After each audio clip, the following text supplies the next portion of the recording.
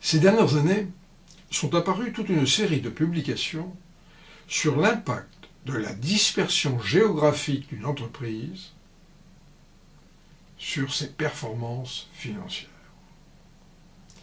Garcia et Norley, du MIT, ont construit un indice de dispersion géographique à partir d'une analyse de contenu des publications 10-Ks d'entreprises américaines.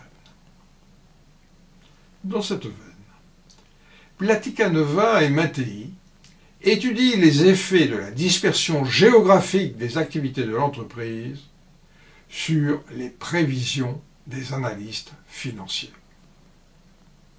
Ces entreprises dispersées sont-elles plus complexes et plus difficiles à suivre, ou mieux diversifiées et moins risquées à prévoir?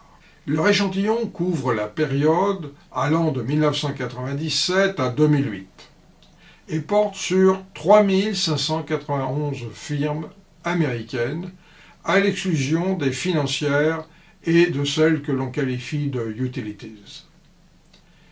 Il dispose ainsi de 17 316 observations. Les données proviennent de la base IBUS concernant les prévisions de résultats, de la base CRSP pour les cours boursiers, de CompuStat pour les données comptables, et de la base privée de Garcia et Norley pour les mesures de dispersion géographique. Tous les indicateurs de dispersion géographique provenant de cette base de Garcia et Norley ont été construits à partir de documents déposés auprès de la SEC et que l'on appelle communément les 10-Ks. Il s'agit avant tout de mesures de fréquence de citation des noms d'États américains dans certaines sections des documents publiés. Les sections Items Business Properties, Consolidated Financial Data et Management's Discussion. La principale mesure, dite de concentration dans l'article, est un indice de Herfindahl-Hirschman sur les nombres de citations. D'autres mesures plus simples sont également utilisées, comme par exemple le nombre d'États cités ou encore le nombre de citations de l'État du siège. Afin d'apprécier la qualité des prévisions des analystes, les auteurs ont retenu 3 mesures.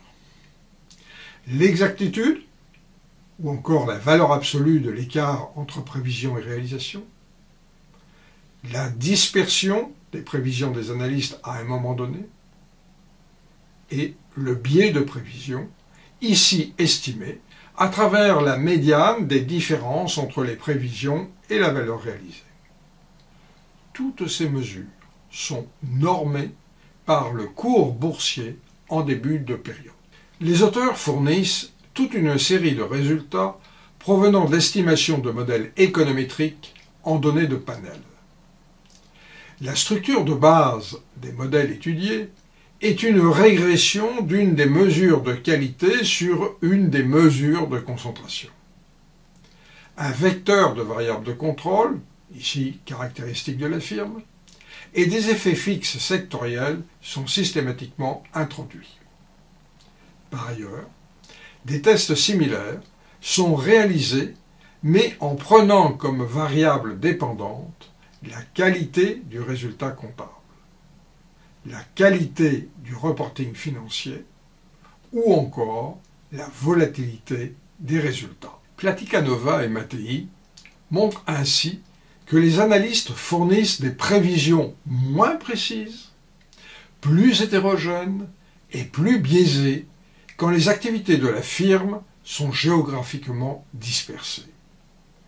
L'argumentation est cohérente avec l'idée que la dispersion conduit des agrégations de résultats plus discrétionnaires, à moins de transparence, bref, à plus d'asymétrie d'information entre firmes et analystes.